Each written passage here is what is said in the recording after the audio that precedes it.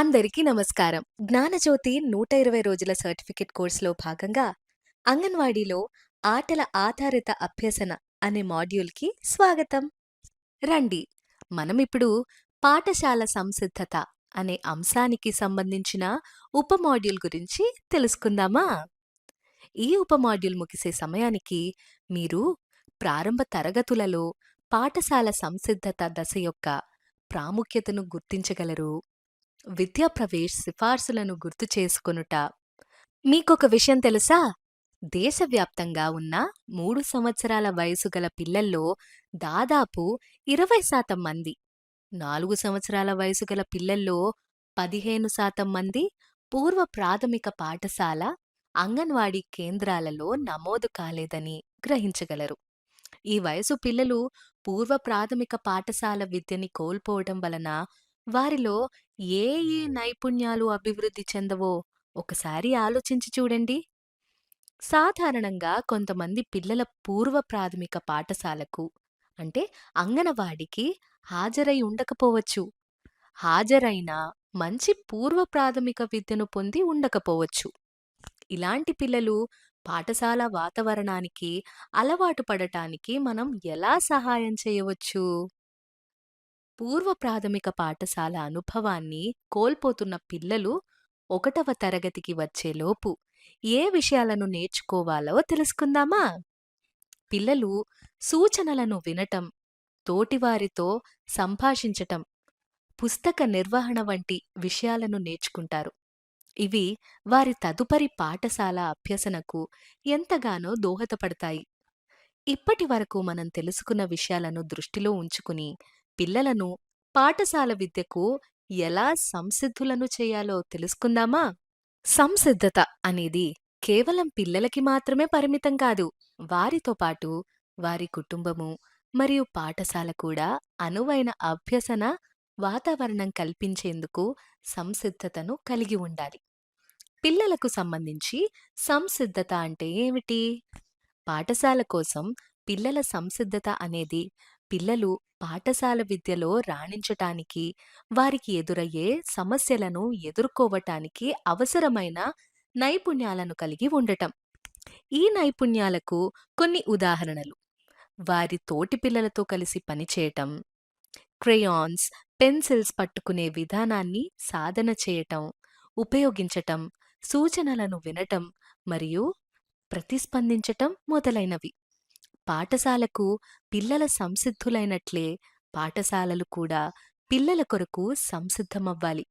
అందుకోసం పిల్లలకు ఆసక్తికరమైన మరియు ఉత్తేజకరమైన అభ్యసన వాతావరణాన్ని సృష్టించటానికి పాఠశాలలు దృష్టి పెట్టాల్సిన విషయాలు ఏమిటంటే, పిల్లల విభిన్న నేపథ్యాలను గుర్తించడం, పాఠ్యాంశాలు, వాటిని బోధించే విధానాలు పిల్లల అవసరాలకు అనుగుణంగా తయారు చేయటం. ఉదాహరణకు, పిల్లలు మాతృభాషలో మాట్లాడటం, పిల్లలకు సంబంధించిన కథలను చెప్పటం మొదలైనవి. పిల్లల అభ్యసనలో తల్లిదండ్రుల పాత్ర, ప్రమేయం మరియు వారి వైఖరి ఈ సంసిద్ధత కార్యక్రమంలో ప్రముఖ పాత్ర పోషిస్తాయి. దీని కొరకు కుటుంబ సభ్యులు తప్పకుండా తెలుసుకోవాల్సిన విషయాలు: పిల్లలు అభ్యసనలో తల్లిదండ్రులు వారి పాత్ర గురించి తెలుసుకోవటం, ఇంట్లో పిల్లలకు సురక్షితమైన, సంతోషకరమైన మరియు ఉత్తేజపరిచే వాతావరణాన్ని అందించటం.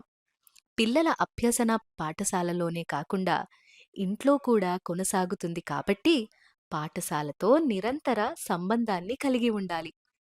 ఇప్పుడు చెప్పండి, జాతీయ స్థాయిలో పాఠశాల సంసిద్ధతకి సంబంధించిన ఏదైనా డాక్యుమెంట్ ఉన్నదా? అవును, ఉన్నది. దీన్ని మనం విద్యా ప్రవేశ్ మాడ్యూల్ అంటాము. విద్యా ప్రవేశ్ అనేది 1వ తరగతి కోసం 3 నెలల ఆట ఆధారిత అంశాల సంసిద్ధత మాడ్యూల్. ఇది ఎన్ఈపి 2020 యొక్క సిఫార్సుల ప్రకారం అభివృద్ధి చేయబడింది. ఇది పిల్లలు పాఠశాల వాతావరణానికి అలవాటు పడేందుకు చేయించవలసిన కృత్యాలతో మరియు వర్క్షీట్లతో రూపొందించబడినది. ఇప్పుడు విద్యా ప్రవేశ్ యొక్క లక్ష్యాలను తెలుసుకుందామా? విభిన్న నేపథ్యాల నుండి 1వ తరగతికి వచ్చే పిల్లలందరినీ పాఠశాలకు సంసిద్ధులను చేయటం.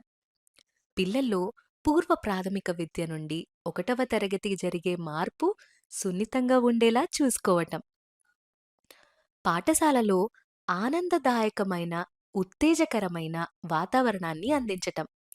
సమగ్ర అభివృద్ధి కోసం వయసుకు తగిన అభివృద్ధికి అవసరమైన ఆట ఆధారిత అభ్యసన అనుభవాలను అందించటం.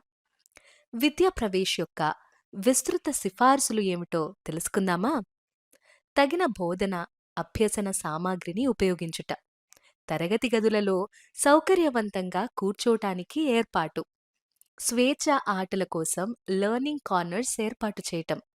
స్వేచ్ఛ మరియు మార్గదర్శకమైన సంభాషణలు. మాతృభాష లేదా సుపరిచితమైన భాష ఉపయోగించటం.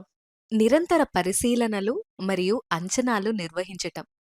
కృత్యాలు చేసిన తర్వాత తరగతి గదిని సర్దుకోవటం మరియు శుభ్రం చేయటంలో సహాయం చేయటం వంటి మంచి అలవాట్లను పిల్లలకు నేర్పటం. ఉపాధ్యాయులు మరియు తల్లిదండ్రుల మధ్య సత్సంబంధాన్ని ఏర్పరచటం. ఇవన్నీ విద్యా ప్రవేశ్ యొక్క విస్తృత సిఫార్సులు అని తెలుసుకున్నాం.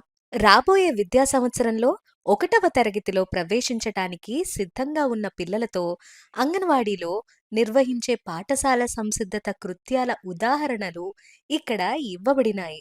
అలాగే ఈ కృత్యాల్లో పాల్గొన్న పిల్లలు పూర్వ ప్రాథమిక పాఠశాల విద్యను పూర్తి చేసి పాఠశాల ప్రవేశానికి సంసిద్ధతను సాధించారని నిర్ధారించుకోవటం చాలా ముఖ్యం. ఇప్పటివరకు మనం నేర్చుకున్న అంశాలన్నిటినీ ఒకసారి పరిశీలిద్దాం.